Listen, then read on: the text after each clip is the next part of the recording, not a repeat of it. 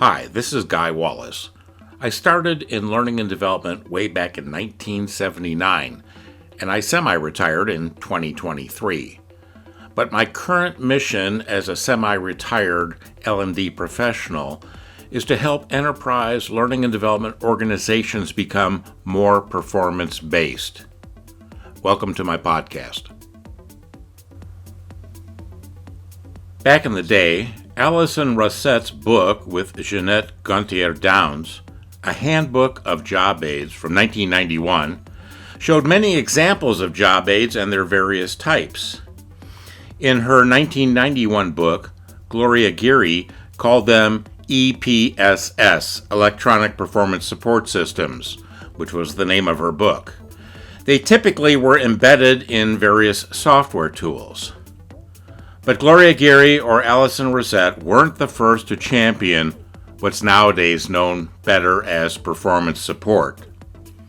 This episode is about enabling performance back on the job via performance guides, via AI assistance, or not. AI assistants can be extremely valuable if they are trained on valid data and the users are trained on questioning, prompting them effectively and efficiently. And someday, AI assistants, or some like-minded digital tool, will conduct the performance, gap, and enabling knowledge and skill analysis, and then program themselves. Someday. On my first day on the job out of college, way back in August 6, 1979, I was given 3 things to read. And in my first read, I read about guidance from Gary Rumler and Tom Gilbert, and the examples that they used in their Praxis newsletter dated September-October 1970, 9 years earlier. So some 10 years before EPSS, Electronic Performance Support Systems, became a big thing, they were imagining a worker with a tape player on their belt telling them exactly what to do, how to perform. Yeah, that was the technology we used back in the day, back in the late 60s and early 70s. And I had one of those cassette recorder players myself. Rumler and Gilbert called out 3 types of guidance, as they called it: the directory, the ensampler, and the query. The directory is the simplest and most familiar forms of guidance, designed to tell a worker how to do a job step by step. A directory can be a checklist, a worksheet, a list of instructions, or even that tape recorder strapped to a worker's belt, telling them exactly what to do. Guidance is also used when a job requires judgment rather than structured procedures. Their ensampler, in most cases, gives the user a number of examples that they can refer to when making decisions about the task at hand. Maybe that's the beginning of a set of paths, branching paths, with various options. The query was used when judgments are so complex or subtle that instructions and examples will not be sufficient. Also, the query is helpful for introducing new techniques to people who might be offended by more rudimentary types of guidance, that step-by-step stuff. Back in 1979, I learned that Joe Harless and Barry Booth and many others were championing guidance, which was known better as job aids back then, 9 years later, and those were intended to be instructive and guide performance back on the job, in replacement of training or to augment training, that branch of learning that goes beyond communications or education, that goes to performing tasks to produce outputs that meet stakeholder requirements to ensure good outcomes. Yes, the technology has come a long way, baby. Now we've got AI assistants. What I really like about the evolving nature of guidance is that they are performance-based or performance-reflective, in that they guide step by step the performance of tasks needed to produce worthy outputs, worthy in that they meet the stakeholder requirements, which should lead to good outcomes and not poor outcomes. They're great at helping people at providing referenced performance responses when the performance context allows for a reference performance response. But what about when the performance context doesn't allow for a reference performance response and demands a memorized performance response? Well, an AI assistant could be used in providing and guiding people in APOs, application exercises, authentic practice with feedback for the behavioral performance, the hands-on stuff, and also in testing for cognitive performance, the recall of facts and figures, minds-on stuff. In honing the knowledge in preparation for and to stay sharp on applying the knowledge and skills back in the work processes, or the work streams, or the workflows. In my view and in my language, tasks are of two types: behavioral tasks, which we can observe, count, and measure, and cognitive tasks, which we cannot observe, count, or measure. Cognitive tasks parallel the behavioral tasks, and the cognitive tasks should occur before, during, and after the behavioral tasks necessary to produce a worthy output. Again, one that meets all of the stakeholder requirements in the conditions of the performance context. A simple example is performing work outdoors on a nice day, which is different than in the pouring rain or the freezing sleet in the dead of night. Cognitive tasks before the behavioral tasks, in my model, in the thought flow, have one looking at the discriminations one needs to do before starting, and determining one's options, and then making decisions on the order of the options should the first option begin to fail and you need to go to option B, plan B. Rote performance is easy peasy. Complex performance is not. Complex performance and or rote performance, the same tasks each and every time with zero variance, as in maybe the pharmaceutical manufacturing where there's high stakes, high risks and rewards, should be addressed with rigorous training and testing for recall and performance competence and kept alive, so to speak, with spaced learning. AI assistants can provide or guide that spaced learning and can either conduct the evaluation in order to provide the feedback or it can guide the evaluator in assessing the tasks and or outputs of performance in order to provide feedback that corrects and or reinforces.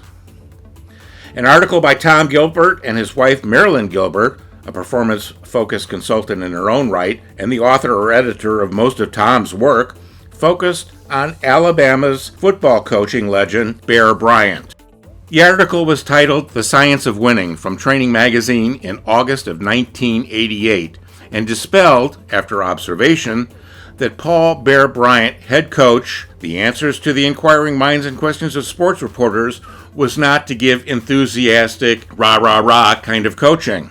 My friend and colleague Gary DePaul wrote several articles and did a video on this article, which illustrated the importance of observation and how Paul Bear Bryant of the University of Alabama built a legacy with 6 national championships and 323 wins. In the article, Gilbert and Gilbert explain why exemplary performer is preferred over top performer.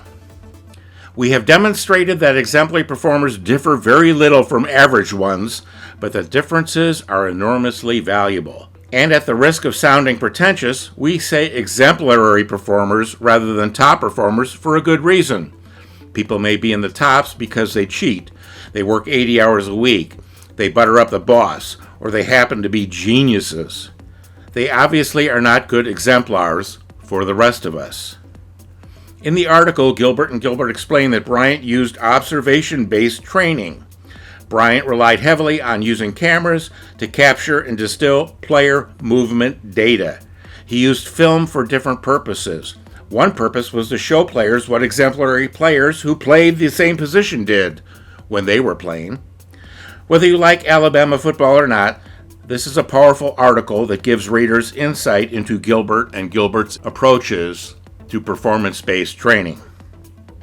By the way, did you know that Gilbert discredited the Hawthorne effect? Read the article by Gilbert and Gilbert and the articles by DePaul to learn more. The links will be in the show notes. Joe Harless gave us great guidance on when to use guidance or job aids or performance support that still holds true today. In a 1978 article, Harless provided a job aid on when to use instruction and when to use a job aid. Personally, I would always default to using an aid, a performance guide, unless the performance context demanded a memorized performance response, when there isn't time or easy access to what would be needed for a referenced performance response. You can read the Harless article. I'll provide a link in the show notes. But basically, you should use job aids if the performance is relatively infrequently performed, has high accuracy as required because of severe consequences, has a large number of complex steps. The performance method is likely to change. And so under those conditions, you'll want to use a job aid versus performance-based training or some other form of instruction or learning, however you call them. I really liked and followed the guidance I got from Rumler, Gilbert, Harless, and a guy named Barry Booth back in 1979 on the use of job aids. On my first day out of college in my new job in the Training Services Department of Wicks Lumber in Saginaw, Michigan, my new boss and coworker, who had only been there 2 weeks longer than me, told me that we were not going to do training, despite the name on the door. We were going to do job aids instead. Well, when we did that, our clients hated it. They were expecting traditional training, which was really education and not training, but that's another story. So we did sneaky trick number 47 and simply embedded job aids into training, which really was training in our case because it was all about performing tasks to produce worthy outputs, as my new boss and coworker had just come from Blue Cross Blue Shield of Michigan in Detroit, where they had worked alongside Gary Rumler's brother and had been a test center for the things that Rumler and Gilbert were experimenting with at Praxis, their consulting firm, from back in the late 60s into the late 70s. When Gloria Gary came on the scene in the early 1990s at ISPI, back then NSPI, my professional home, I liked what I saw her promoting as well. She was all about performance and enabling it, and not requiring people to memorize everything, which is an impossible task, an impossible ask, by the way. Guidance, job aids, performance aids, EPSS, quick reference guides, performance support, performance guides, etc., or workflow learning, which often isn't learning as one can simply reference what they need to guide their performance and then they can forget about it. Or if they use it often enough, they may indeed memorize it and then they no longer need the guidance. Performance guides by any name or label need to go beyond the behavioral tasks, which we can observe, count, and measure. And we need to address those thinking tasks, the cognitive tasks. Otherwise, we force the performers to figure that out on their own.